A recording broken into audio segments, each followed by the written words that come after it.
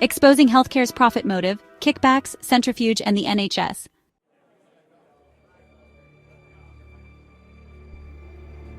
Hey everyone, welcome back to the channel. Today, we're talking about something that's on the minds of so many people, our health, and more specifically, the dangers of the medications we're prescribed every day.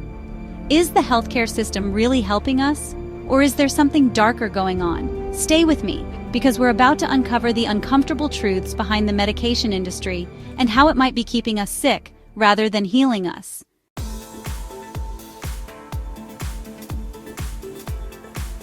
First, let's talk about the pharmaceutical industry itself. It's a multi-billion-dollar business, and like any other business, its goal is profit. The more people they can sell medication to, the more money they make. But when profit becomes the priority, how does that impact the care we're actually receiving? Are we being given solutions to heal, or are we being kept on medications that only treat the symptoms without solving the underlying issues? But how many of us are actually getting better with these treatments? Let's dig deeper.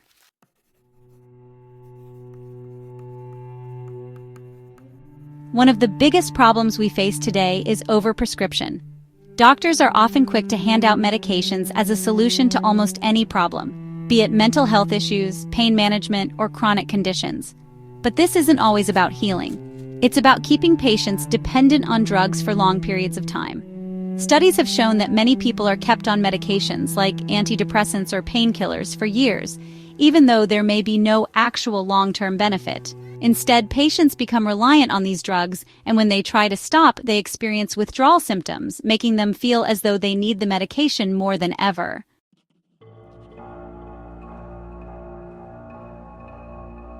Now, let's talk about kickbacks and how they influence prescribing decisions. Kickbacks are essentially payments or incentives given to doctors, hospitals, or healthcare providers by pharmaceutical companies in exchange for recommending or prescribing their drugs. These can come in the form of financial incentives, gifts, or even trips to conferences. This creates a dangerous conflict of interest because these incentives may push doctors to prescribe medications that aren't necessarily the best choice for the patient, but rather what benefits the pharmaceutical company. Now, centrifuge is a metaphor I use to describe how the medical system spins priorities around to distract from what's truly important, patient care. In this context, centrifuge refers to how medical professionals or companies can push certain treatments or medications to increase profits, regardless of whether it's the best choice for the patient's health. It's like everything is spun out of control, and the true needs of the patient get lost in the process. Both kickbacks and centrifuge distort the truth about what's best for the patient and focus on what makes the most money. Even the NHS, with its free healthcare model, is not completely immune to this. Though the system itself isn't about profit like private healthcare, there are still incentives at play. With the pressure of budget cuts and limited resources, doctors and healthcare providers may sometimes rely on quick fixes, like prescribing medications, rather than looking into alternative, potentially more effective treatments. The focus on cost efficiency can sometimes lead to a system that prioritizes quick solutions, which could lead to patients being treated with medications that don't necessarily solve the underlying issues, but keep them coming back.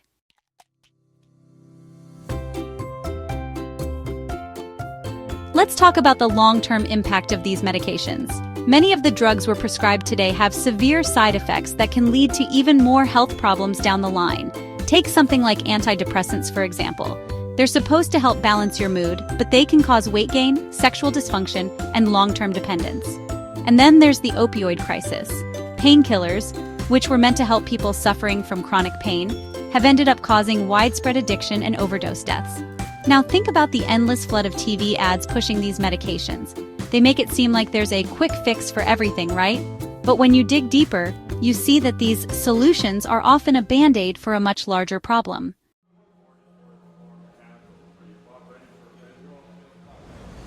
Now here's something that really bothers me. Have you ever noticed how sometimes the medical system seems to want things to get worse before they act? It's like they're waiting for us to reach the point of no return before they finally step in to help. And I know this from experience. In 2016, my twin sister and I both had a leg injury that affected our entire bodies.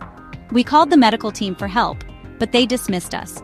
We told them we couldn't physically come in, and instead of helping us, They wanted us to lie and say we were bedridden.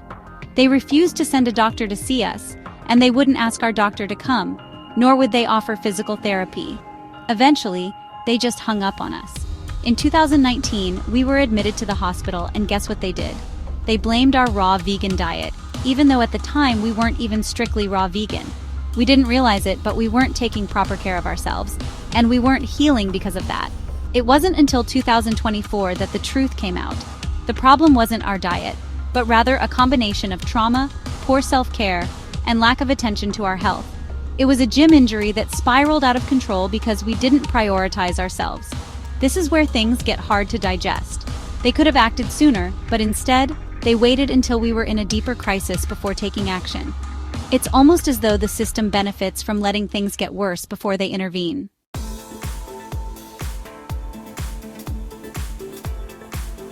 So, here's where it gets really controversial. When we look at the healthcare system, it seems like it's designed more to manage illness than to cure it. The longer they keep you on medication, the more money they make. The idea of true healing, of getting people off of meds and back to a balanced state, doesn't always align with the way the system works. In fact, many experts argue that the healthcare system isn't designed to make us healthier. Instead, it's structured in a way that benefits the pharmaceutical industry and healthcare providers. The idea is to keep people sick enough that they need continual treatment, but not so sick that they die, which would obviously reduce their profits.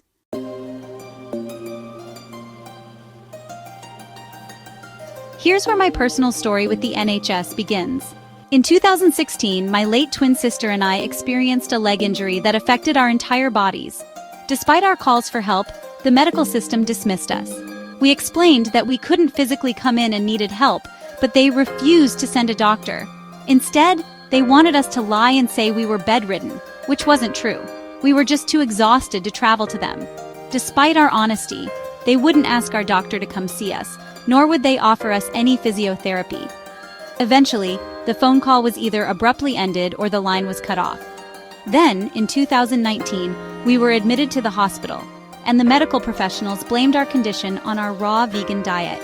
The issue with that was, at the time, we weren't strictly raw vegan. Although, looking back, I wish we had been because perhaps we would have healed better.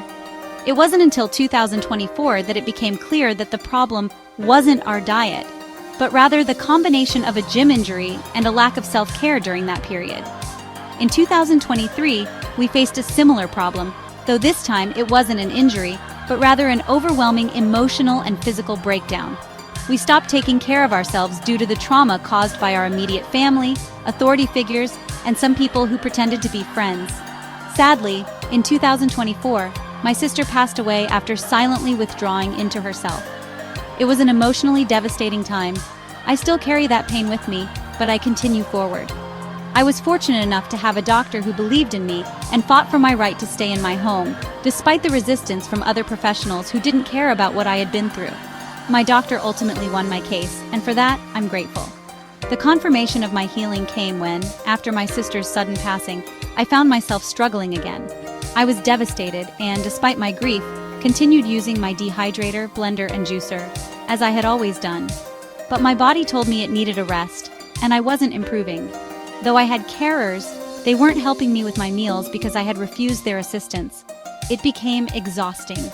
I finally went back to what God and my dreams had shown me in the past, the methods I had relied on for healing. I took the twin containers I had bought just days before my sister passed, and I started eating fruit again.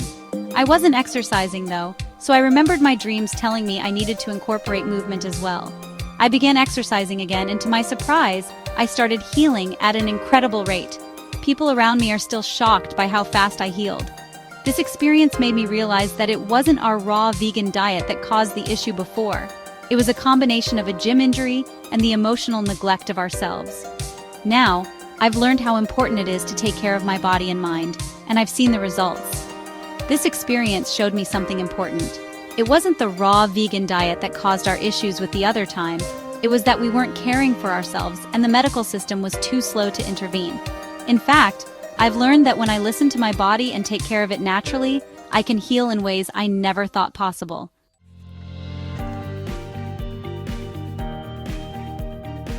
So, what can we do about it? First, it's about self-education. We need to ask the right questions when it comes to our health. Why am I being prescribed this medication? What are the side effects? Are there alternative treatments that can help me without the long-term dependency? Holistic treatments, lifestyle changes, and natural remedies often get overlooked in the rush to prescribe pharmaceuticals. But we need to consider them. It's not about rejecting all medications, but about being more mindful of what we're taking and why.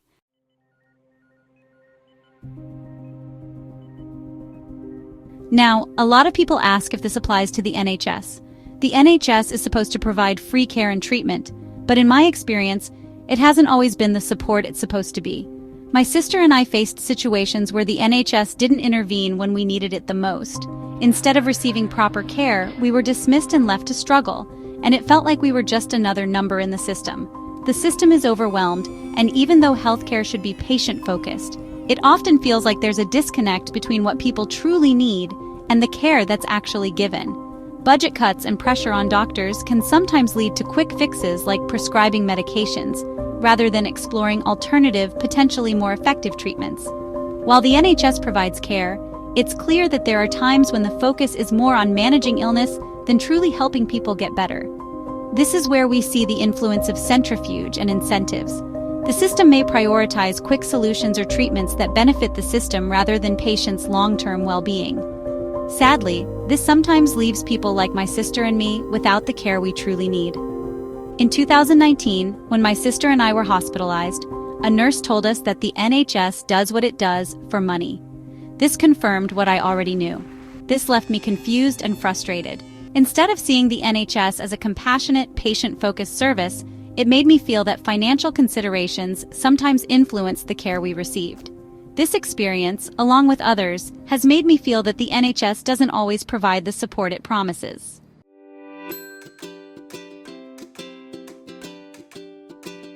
Look, I'm not saying that all doctors are trying to keep us sick. Most of them genuinely want to help, but the system is flawed, and there are forces at play that we don't always see. So, I encourage you to think critically about the medications you're taking, question the motives behind the treatments you're given, and explore alternative solutions that prioritize your long-term health. If this video made you think differently about the way healthcare works, if you'd like to understand the deeper connections behind my healing and the trauma linked to body, soul, mind, and action, please check out my other playlists.